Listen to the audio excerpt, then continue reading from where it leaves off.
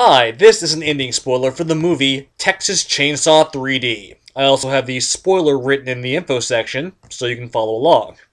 Picking up after the events of the original film, the people of Newt, Texas, led by Mayor Burt Hartman, burned down the farmhouse of the Sawyer family for their role in aiding Jedidiah Jed Sawyer, also known as Leatherface, in several murders. The arsonists are celebrated as heroes in the town, and the entire family is presumed dead.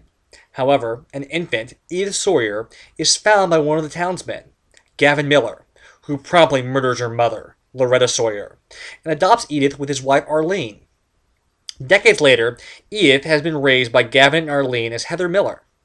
One day, Heather is notified that her grandmother, Verna Carson, has passed away and left everything to her. Discovering that she was adopted, Heather and boyfriend Ryan and two other friends, Nikki and Kenny, travel to Newt to collect her inheritance. Along the way, the group picks up a hitchhiker, Darryl. When they arrive, the Sawyer family lawyer, Farnsworth, gives her the keys to the family house, along with a letter from Verna. Excited about the property she now owns, Heather and her friends look through the house, decide to stay the night, and immediately set off to buy supplies and food, trusting Darryl to stay and look over the house. Darryl begins looting it, and believes he will find valuables in a locked room in the cellar of the house. However, upon entering the locked room, he is bludgeoned by Leatherface.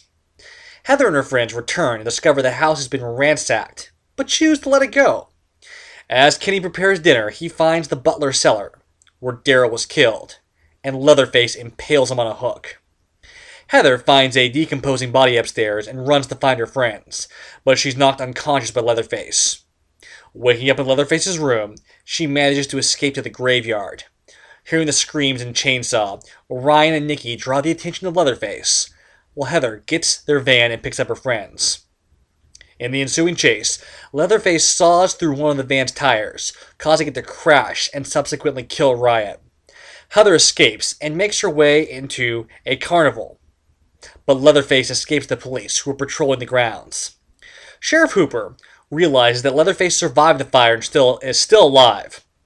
Mayor Hartman sends Officer Marvin to the Sawyer house to kill Leatherface, against Hooper's orders. While looking for Leatherface, Marvin is startled and accidentally kills Nikki, before being killed by Leatherface himself.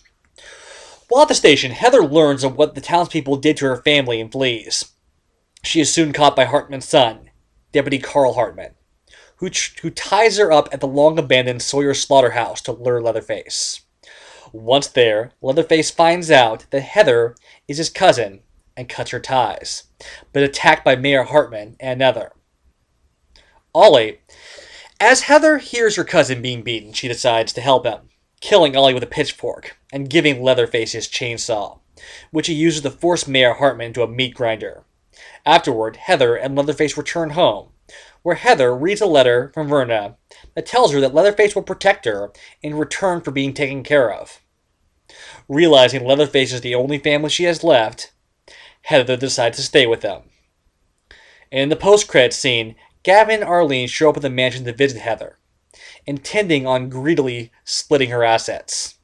As they wait in the front door, Leatherface answers with his chainsaw in hand. That's the ending.